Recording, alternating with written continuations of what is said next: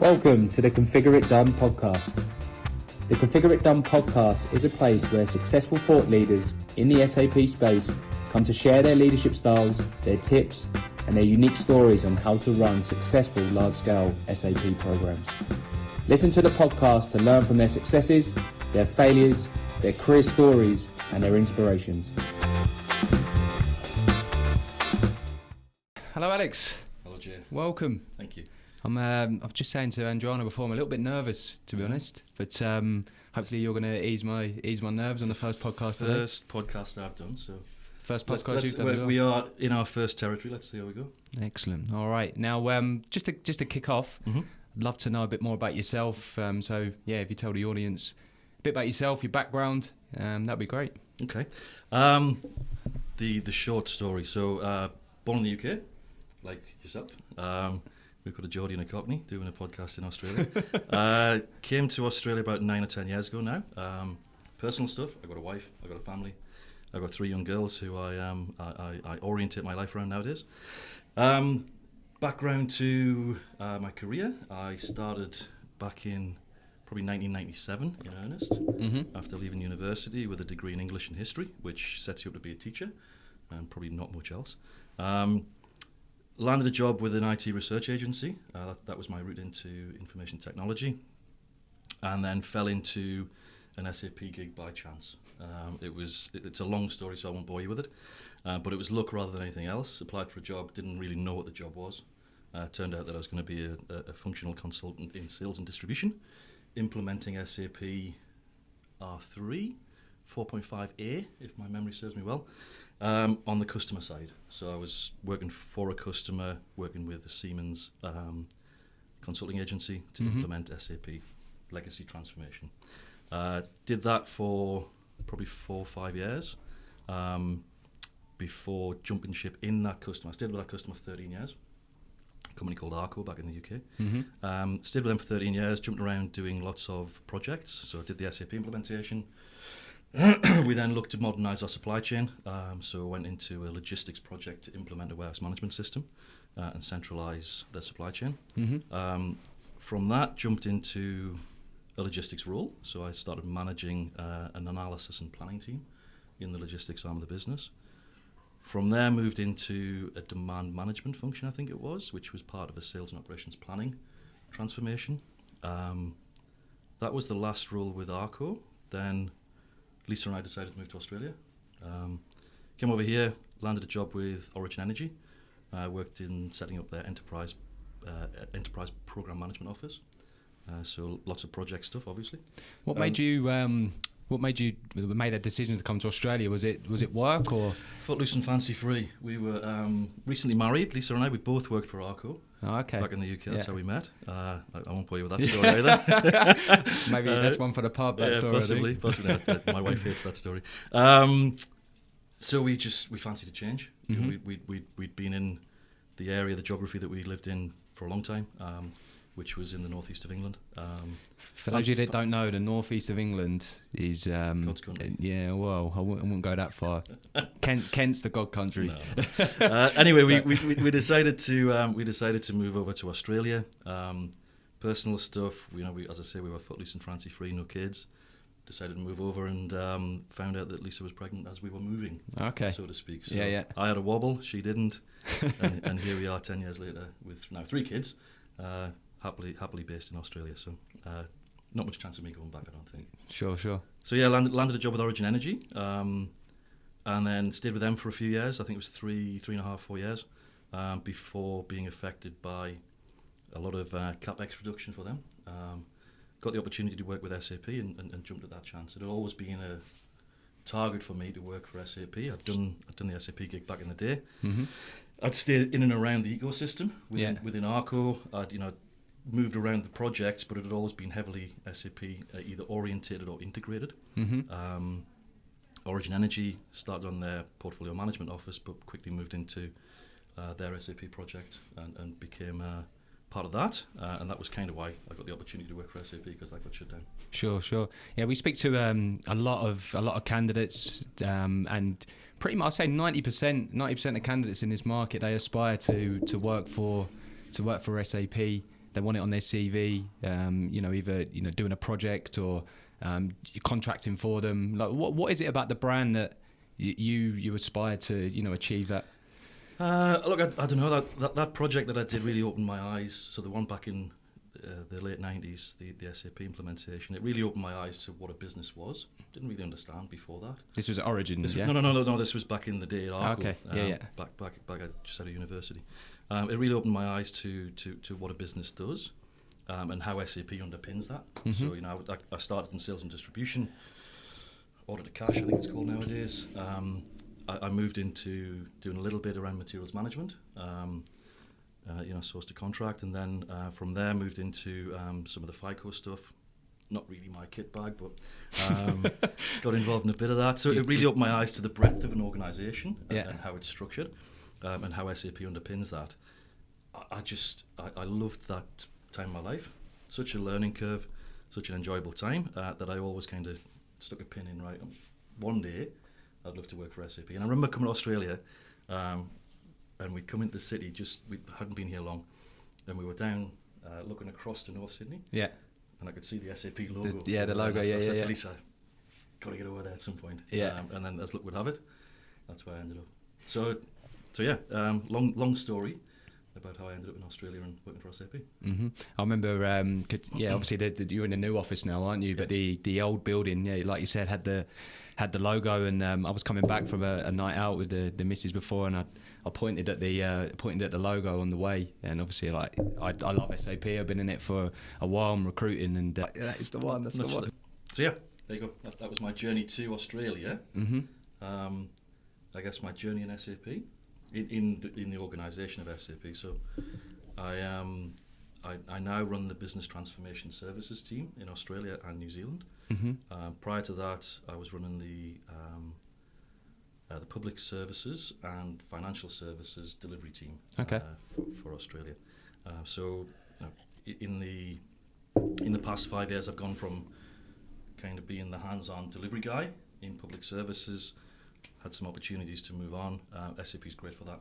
Opportunities to progress is always embraced. So very quickly moved on into a sort of senior delivery role, then management role, and then now heading up BTS. Yeah, you've had a rapid rise, Alex. It's right place, right time. I was going to say, other than right place, right time, what have you put that down to? That rapid rise. Right place, right time. A lot of it's about luck, but I think quite deliberately I set out to learn about business, the broader spectrum of business, from an early age. So that SAP project did it sales and distribution, that got me some experience. Did materials management, that got me some experience. Did logistics, that got me more experience. Did FICO, did forecasting and demand management. So it all added to a more general manager kind of outlook. Sure. And it's good to have, if you're working in SAP, it's obviously good to have the system understanding in the background. But I think to really impact any business, you need to have a good grounding across the spectrum of what that business does. Mm-hmm. And as I say, right time, right place. Sliding doors, could have been different. A chance meeting, let's say, got me in as a contractor. Sure. And I took a risk. Yeah. Because we were on temporary visas. So if that hadn't worked out, it would have been back on the boat to the UK. Mm-hmm. And a supportive wife. She's very supportive of taking the risk. Which is good. That's how we've ended up where we are. Sure. I'm speaking to a lot of candidates at the moment with a busy nature of the market. They're in permanent roles and they're kind of flirting with the idea of going to contract. It's probably a good opportunity to ask you what that risk was like. Moving from a permanent role into contracts. What was that like? It was daunting, to say the least. So I'd worked for a company for 13 years back in the UK. I'd worked for another company over here for 3.5, 4 years, permanent employee at all times, pretty much. So taking the jump into contracting was daunting for me, but nevertheless it was enjoyable. Mm-hmm. It gave me some flexibility, and as I say, it got me in on the ground floor at SAP. So without taking that chance, without taking that risk, I wouldn't be sitting here now chatting to you. Yeah, it's good to know. What keeps you there, Alex? What keeps you in the SAP ecosystem? And with SAP Australia, what keeps you there? In the SAP ecosystem, I guess it's the diversity of what you can do. So, every day is different, every day is a challenge. Mm-hmm.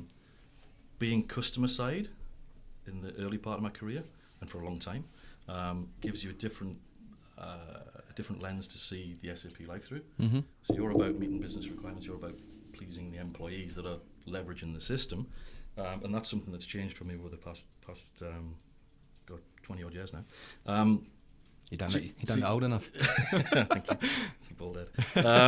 So that focus from client side or customer side is different to the focus on when you're working as the consulting side or in the software arm of the business. Mm-hmm. You're all focused on outcomes, but there's different drivers, obviously. So those different drivers are interesting, but I think it's just the diversity of what we do. Every day as an SAP functional consultant was different. Mm-hmm. Every day as a member of SAP is different. You've got to be able to focus on the important things, but change your lens almost meeting to meeting. Mm-hmm. So it's pretty rapid paced. It's pretty demanding, but it's also working for SAP. We're doing well in the Great Place to Work sort of field. Flexibility, being outcome focused rather than being 9 to 5 in the office. Yeah. Focusing on our customers, putting them at the centre of what we do, which is a huge amount of emphasis for us at the moment. Always has been, but I think it's just become more prevalent, particularly with the advent of cloud. You've got to be laser focused on your customers' outcomes and understand them before anything else. So I think I'll go back to diversity. It's the diversity of the challenge on a regular basis. Yeah, you mentioned there about SAP's approach and not 9 to 5 and not in the office. We've seen a lot of companies. The one that have been successful during the last year has really been the ones that offered that flexible working and had a real focus on wellbeing. I saw one of your LinkedIn posts last week about the mental health day from SAP. What an initiative! That was pretty special from SAP. Given, what are we, 70, 80, 90,000 people across the world, giving everybody a day off to focus on mental health. I think it was something that was started over in North America. One of the guys over there had proposed it to the SAP board. It resonated. And the next thing you know, we're doing Mental Health Day where you're all given a day off.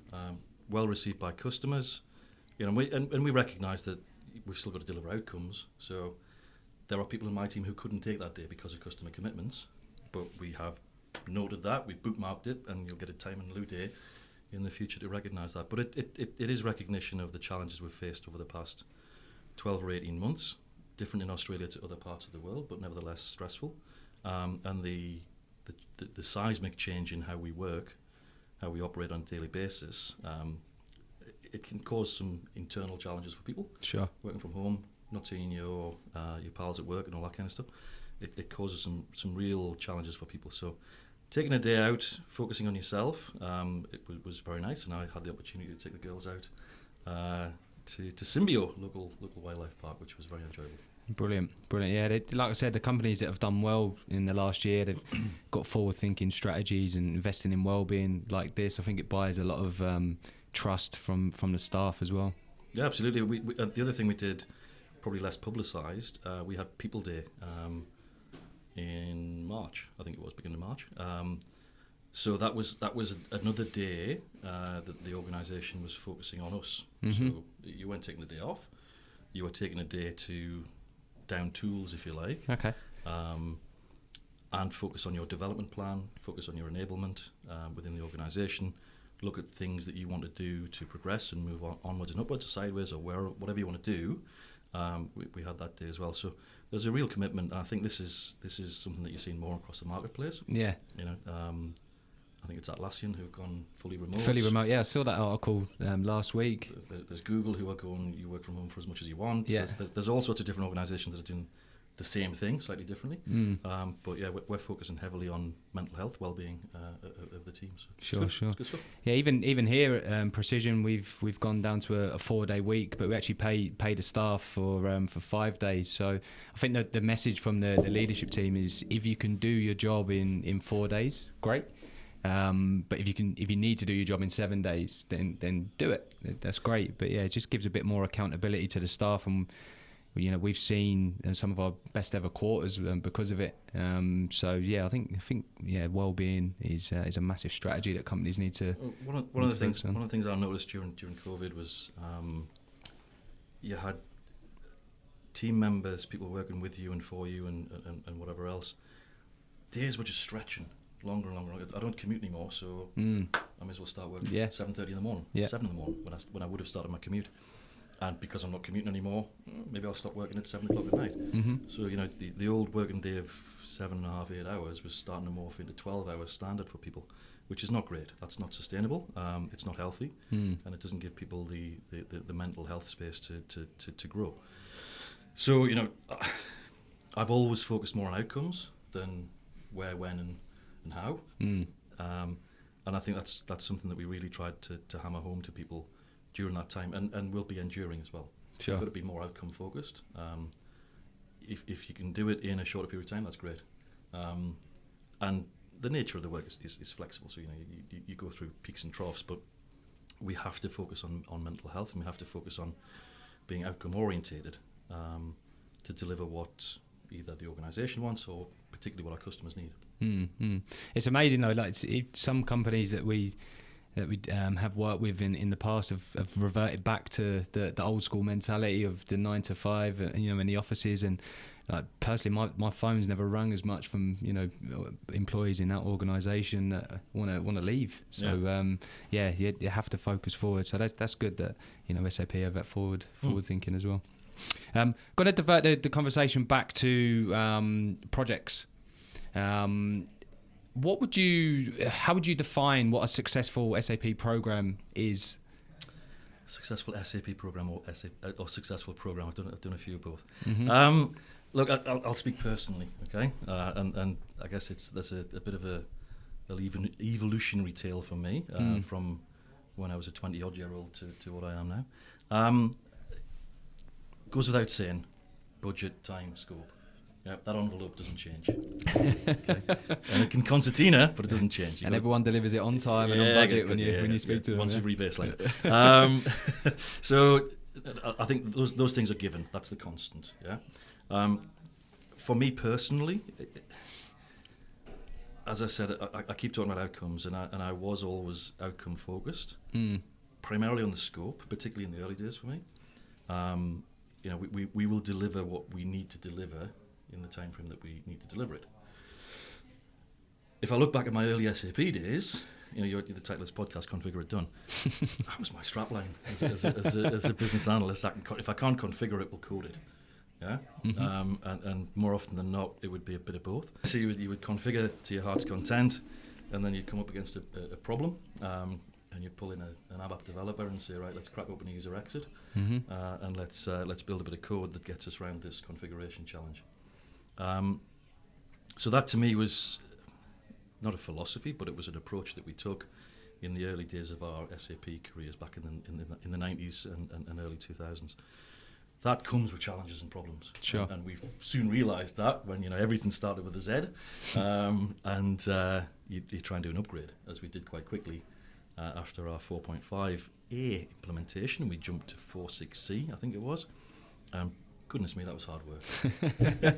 and all that custom code, all that bespoke configuration, custom code, it labours on the system when you're looking at performance and when you're looking at things like staying current, upgrades to enhancement packs or support packs, or whatever.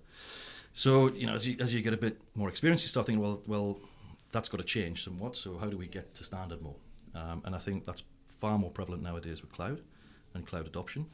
You've got to look at the standard and ideally move your business towards the standard rather than moving your system towards the business. And that's a big challenge. Yeah, I was going to say, how challenging is that? Well, that's a lot more change management. But these systems have been around a while. I think SAP's 50 is it this or next year. So we've been around a while, and our business processes have been as well. And they've developed and morphed over the years. So moving to standard is a much more preferential place to be, and I think cloud reinforces that. In between that, sort of sandwiched in between that sort of scope orientation for me, and then this adoption of standard, is a UX focus. So back in the early days, it was ConfigureITDone yet, and how do people find using that process? Don't really pay too much thought to that, to be honest with you. I've done my job, I've done my functionality. We can deliver that scope envelope. We've done it in time, we've done it in budget. We've met the dependencies of other parts of the program, but how the user on the shop floor, or the user that's sitting at the pricing screen, or whatever they're doing, how they felt about that didn't really weigh too heavy on my mind. Sure. With a bit more experience, you realise that is actually what you should be putting at the front of it. So, user-centric design of your process, impact on usability of screens, that kind of stuff, becomes far more prevalent. So I think there's, the 3 steps for me personally, it's been around focusing on scope and delivering that particular outcome that I've been asked to do. Then allowing more consideration for user experience and the UX. And then I think now it's more about, in the advisory stuff that we're doing, it's more about how do you get to standard, how do you get to cloud more quickly, with more agility. I don't want to get too much into the SAP tech stack, but how does SAP's tech stack outside of the core allow you to be still flexible and meet your differentiators? So it sounds like you've kind of evolved those priorities over time, yeah? I think experience has allowed me to evolve, and mistakes have forced me to evolve as well. Yeah, I'm a firm believer mistakes are your biggest asset if you learn from them. Yeah, absolutely. Yeah. Don't do the same thing twice. If you do it 3 times, that's not a good thing. I might ask you that mistake question now. Actually, what would you say your biggest mistake is, and on the flip side, what did you learn from that? I've thrown you off there. Yeah, no. Well, you see, I'm scrolling through my notes. I should know my biggest failures, shouldn't I? A couple of examples. A little one to start off with. We did some stuff back in the day around pricing, and we configured it, and then we coded it, and we built this pricing management tool that allowed users to look at customer-specific pricing within the SAP system, and uplift based on cost increases, or decrease based on marketing opportunities, or apply mass range discounts to massive product sets. You're talking 60, 70,000, 80 product SKUs. I was responsible for the development of that tool, and I was responsible, so that was the end-to-end development from design through to release. I was responsible for the testing specifically. I didn't test it sufficiently. So there are situations you can test that are obvious. There are certain ones that don't leap out at you.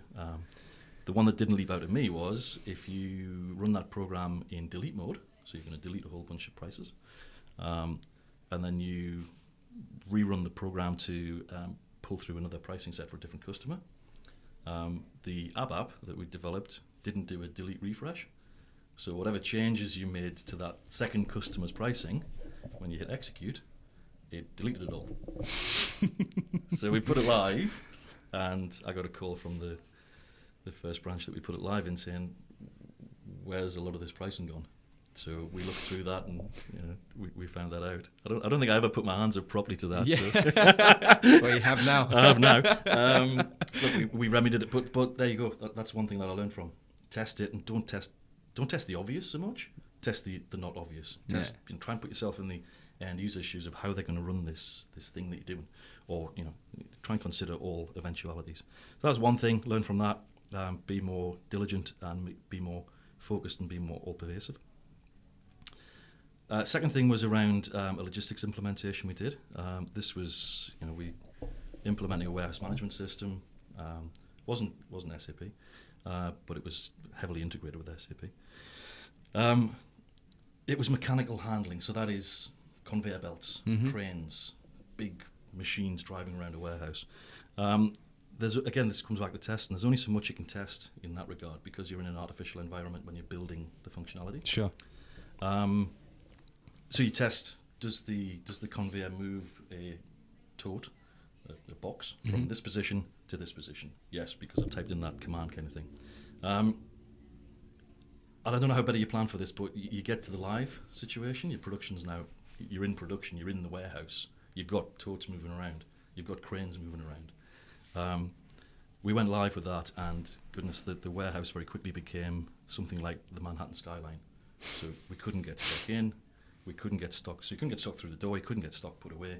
You couldn't get stock replenished from V&A, the very narrow aisle, very tall pallet racking. You couldn't get stock from there into pick zones. It was a real challenge. What did I learn from that? I think patience and diligence will get you out of anything.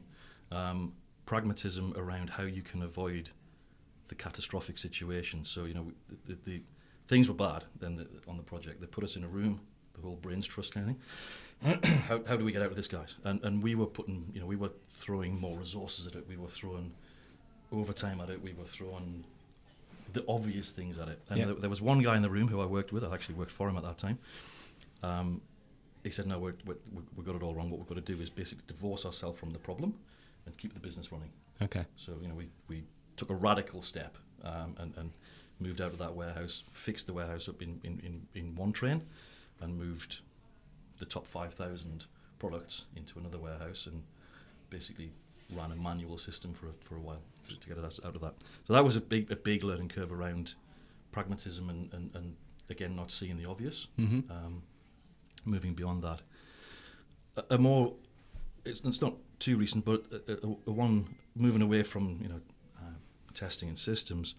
It's just like getting through all your sins. I know it is. I know. It's like a therapy session. But you're learning. Well, you said be vulnerable. Loss of a team member. So a while ago, I took on a new job. This is a few years back. Took on a new job, and I was meet the team. Who are you? Kind of thing. Quite a big team. And I had a pretty strong view about promotion and progression, and I was going to be, it would be around me and the individuals working together around their promotion and progression. Sure. And one of the team members had been on a journey, and that journey hadn't been well documented, but nevertheless they'd been on it. And I was, they were petitioning about promotion and progression. I was resistant to that because I wanted to see the evidence first of all. I think I could have done things differently, and unfortunately I lost that team member. Okay. And that was it's a big regret and it's a big learn for me, because you don't want to do that. You don't want to lose good people. And I tried to rectify the situation in short notice, but couldn't really. I think in hindsight, I'd been true to myself, but what I hadn't been was empathetic enough to the individual. So I learned a lot from that, and I try and apply that nowadays. Yeah, I think we've all been guilty of losing a team member and looking back and reflecting and trying to as long as you learn, I think, from these things, it's good. Like, for instance, I've been in a situation before in here, and I've painted everyone with the same brush for their level, and looked at what outcomes are expected from their level, and led them in the same way. And what I've learned, I guess, through COVID and for losing people as well is you have to adapt to each individual person. So I guess there's some similarities there with that. Yeah. Okay. Coming back to projects and your leadership style or leadership or management methodology, can you define that, Alex? What is that? It is a tough question, and I did think about this before, and so I've had the questions, obviously, time to prep. I think there's probably three key facets to my management methodology, if you like. The first thing is about people. So that learning about losing the team member weighed heavy on me, and will do forever. But look, that person's doing great now, so kudos to them. But you've got to put people at the front of whatever management methodology you want to apply, or whatever management principles you want to apply. Because without people, we're in trouble. And honestly, one of my methods, if you like, is it's not difficult. Employ people far more intelligent than me, or far better than I am. Because if I'm the brightest person in the room, we're in trouble. Yeah, and I think having that mix of experience, growth mindset, early talent, mature talent, however you want to phrase that, is critical when you're looking at your team diversity. Gender paramount there as well. So I think people orientation is got to be the first cab off the rank, and try and employ people better than you are. Because if I'm not, I'm very comfortable asking the dumb question. So I'll put my hand up. This is a stupid question, guys, but why have I not thought about that? So having that experience in the team, having those bright sparks is really pivotal. But having diversity across the team, so that's people first for me. And how do you, your interview stage, how do you determine if someone's, you said more intelligent, like what strategies have you got in place, what questions you ask? I think intelligent, maybe I use that word, it's not the right word actually, it's experience. There's experience in one side, and so in my left hand is experience, and then in my right hand, I hope that's right, in my right hand, it's the growth mindset.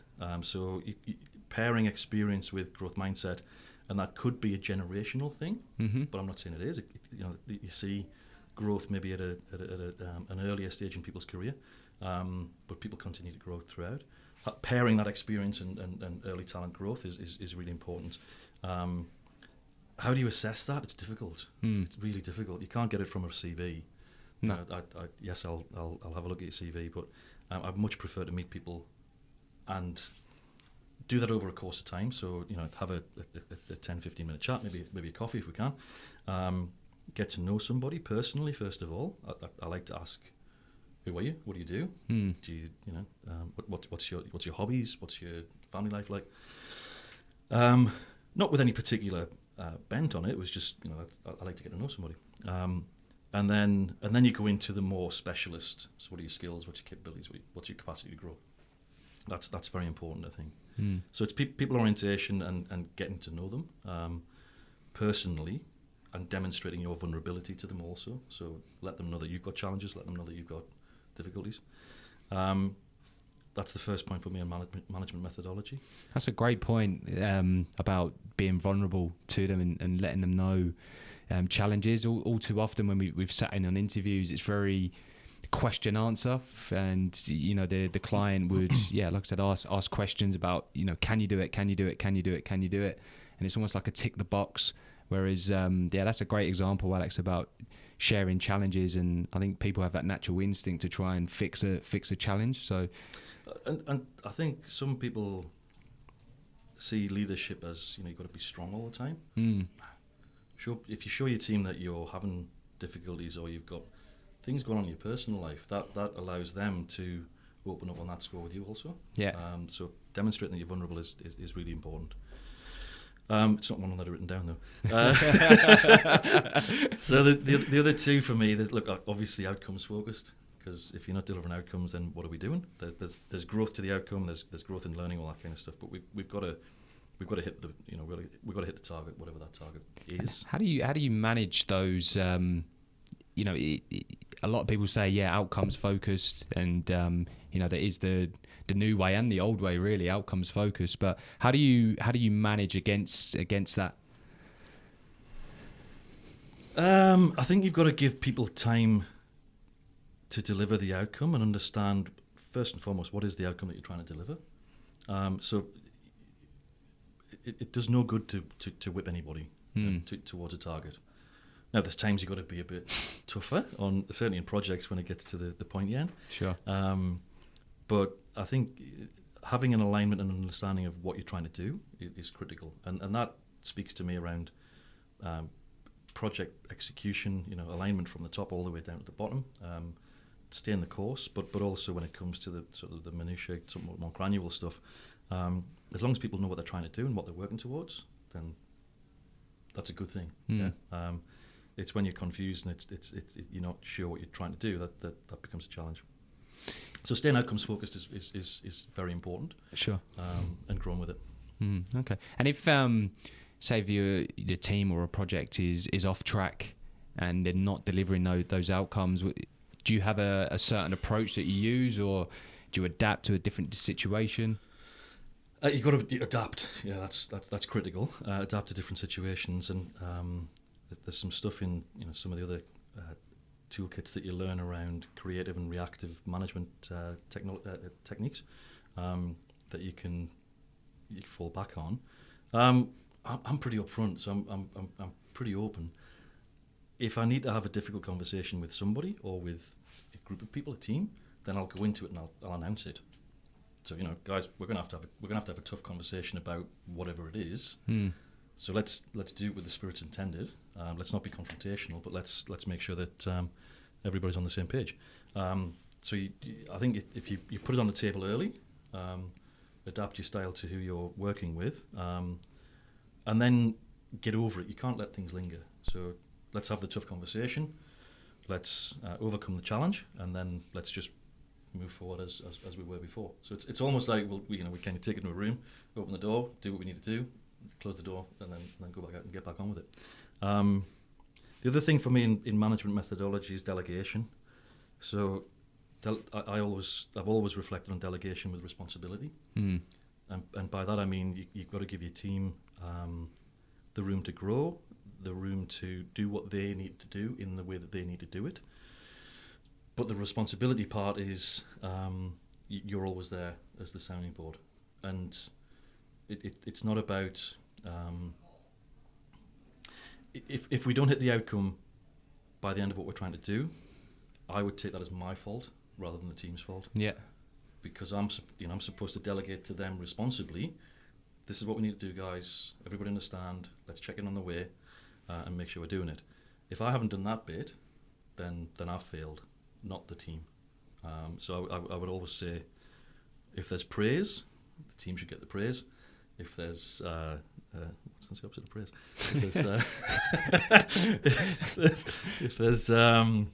If there's challenge or if there's failure, then you've got to wear that as the leader. Sure. Here's a question for you, Alex. I've always struggled with this delegation topic. If there's a task there that's set from my MD, I like to do it. I like to get my hands dirty, and I struggle to delegate. I don't know if it's a trust thing, but that's probably the best way to put it. If I delegate, is it going to get done to how I would do it? What advice would you give to me and other people like that struggled with delegating? You hit the nail on the head. You've got to trust your team. You've got to trust the people you're working with, and the only way to trust them is to know them. So being it kind of goes back to that personal connection. So if you're connected personally with your team members and with whoever else you're working with, then you're far more comfortable to trust them, and then you're far more comfortable to delegate. But across the top of that, as I say, you've got to keep checking in and making sure we're going okay. Because a lot of people will just, right, I'm going to do this now, and they're down I go. Yeah. Head down, bum up. And if you never speak to them again, by the time they get to the end of it, you've missed the boat. So checking in regularly, even if it's just soft check-ins, text message, how you going? Yeah. Quick phone call, one-to-ones regularly, and do your one-to-ones. Sometimes it's difficult. Sometimes they move around a little bit. But keep checking in with the team. So I think that's the key. There's know them personally, trust them, and then check in. Brilliant. That's good advice. Thank you, Alex. I want to tap into some of your influences in your career, Alex. So who would you say, or who's been your biggest influence in your career, and more importantly, what did they teach you? Doff of the cap to my boss, Sahida Frawley. She's a massive influence on me and has been for the past 5 years. But it's a bit corny, so if you're watching Sahida, no, she's an inspiration, I think, to many people within SAP. She's a huge character. She has an enormous capacity to consume and get through work. She delegates with utmost responsibility, I find. But there's a little story about Sahida. When I first started working for her a few years back, I was running a meeting in SAP. So there's a few people in the room. And Sahida was late to that meeting. No fault of her own. I think there was travel issues. But she kind of walked into the room and literally put her bag down. And we were in the middle of quite a detailed conversation about some stuff. And 10, 15 seconds later, she's in the conversation. She knows what's going on.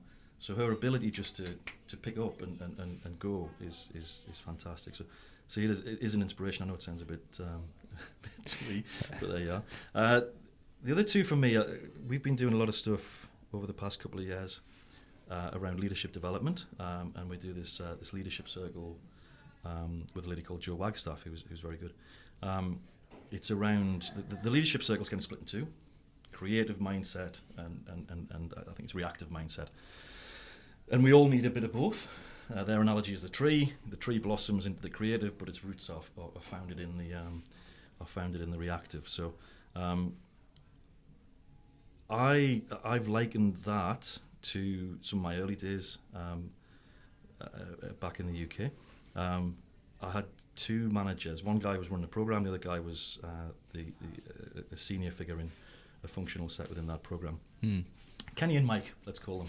Okay, and I think I kind of keep Kenny and Mike on my left and right shoulder because to me they represent the reactive and the creative mindsets, and their behaviours kind of demonstrated that. I won't say which way around it was, should I say? So I would say Kenny and Mike have been massive influences on how I approach my management methodology. There's a time to be reactive, and there's a time to be creative, and more often than not, creative is the better way to go. So I'd say Sahida, Kenny, Mike. In between that, I've had lots of great managers, lots of really good managers, lots of really good people that I've worked with, that I've worked alongside, that I've hired. So I think everybody influences in some way, but they'd probably be my standouts. Yeah. Okay. I'll probably take a slating from everybody in SAP to say Sahida. No, you're right. You're right about Sahida. I remember an event that she kindly agreed to attend. It was with Safda Pillai and Clive Ewan from IBM, and they done an event on how a customer, an SI, and a software provider gel basically and work together on a project. But yeah, you're right. Sahida she held the room when she was talking. She had this presence about her, So she's very good. Coming back to yourself, Alex, your 21-year-old self, if you can cast back to those days in the northeast of England, that fine place of the world. But what advice would you give yourself? There's probably two things, and I haven't written anything down about this, but there's two things that I look back on. One is take more risks, because without risks you either won't succeed or you won't fail, and if you fail then you learn from it and you build on it. I remember your contract risk that you said earlier. Take a risk, but take more in certain things. I've never not followed an opportunity if it's felt like the right thing to do, and that doesn't mean I'm not loyal, because I've spent 13 years at one company, 4 with another and 5 with another. So my career's not jumping all over the place. So taking the opportunity for me is can take a risk, could be a risk. I remember moving from one role to another, and I was like, I don't really know what I'm going to do in this role, and I don't think anybody knew what that role was really about. So I took the risk, I jumped into it, and it was reasonably successful for a few years. So you're saying risk more in a work sense, or just life in general? Because you've taken quite a few risks. The move to Australia, the contracts, like that, they're quite big. I think both risks. Both you can, but fortunately, Lisa's pretty measured, so she keeps my risk taking on the ground a little bit sometimes. Not that she isn't a risk taker, but yeah, you've got to do it sensibly. It's not all on red or all on black. You just take the chances you get, take the opportunities you get if it's right for you at the time. So take risks would be. Take more risks would be one piece of advice to my younger self. The other is take the handbrake off. Sometimes you find yourself in a situation where you're holding back, and that can be deep-rooted psychological things that go back to many years before. So taking the handbrake off, but doing it responsibly again. Don't showboat or anything like that. But really, if you've got an opportunity to throw yourself into something. And it's not about taking the risk, it's about just being devoted to something or connected to something. Then really do take the handbrake off. What you say matters, even if it's not right. What you say matters. But if you're going to take a risk on what you're going to say, preface it with, "I want to ask a stupid question, everybody." So yeah, they'd probably be my two pieces of advice. Take the handbrake off, now and again a bit more sometimes, and take more risks. Excellent. Now, lastly, I'm sure, I know you're probably going to say Sahida in this, and who would you like on the podcast? But is there anyone else that kind of influenced you in your career, or anyone else you think would be brilliant to invite onto the podcast, and anyone that you'd like to hear? I'll be probably more generic than specific. So I'd like to hear from more SAP customers about their experiences, about how things are going at the moment with them in their organisation, and with them with their relationship with SAP. So I'd love to see some of that. I'd love to see some of my team members on here, so there's a challenge for you guys, and some of my peers and colleagues within SAP. Not necessarily Sahida. I think she'd be very good, but there's others that I think would provide a different lens or a different view on leadership and on SAP particularly, coming from the bottom up. Sure. So that would be interesting or of interest to me. And then I think if I take the three things that we always talk about in SAP, it's customers, it's our people, and it's our partners. So hearing from our partners about what their journey is with SAP, what their plans are for the future, I think that would be an interesting thing to hear about as well, how they're embracing changes in the customer space, but also changes in the SAP technology space. Sure. Is there anyone specifically in the customers or partners that... No, I'd love to hear from any of our customers. Yeah, okay. And that's not an SAP services customer, that's just an SAP customer who's consuming our software, who's got plans to either grow or shrink potentially. Why you think about that? Yeah, so I don't think there's any specifics. Any customer's got a valued opinion. Partners, we often focus on what we call our strategic partners. So the top end of town. That's not the case that I'd like to hear from. There's a group of however many strategic partners, but then there's a huge groundswell beneath that of service providers, as I'll call them. Could be the contractor base, but also the smaller partners, tier 2 partners. So just as valid to hear from them, if not more so, because they probably represent a bigger proportion of the SAP footprint.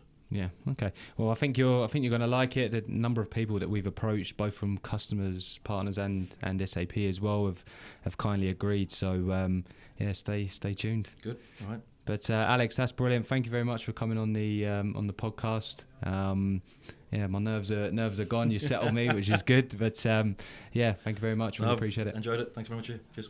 Cheers. Thanks, guys.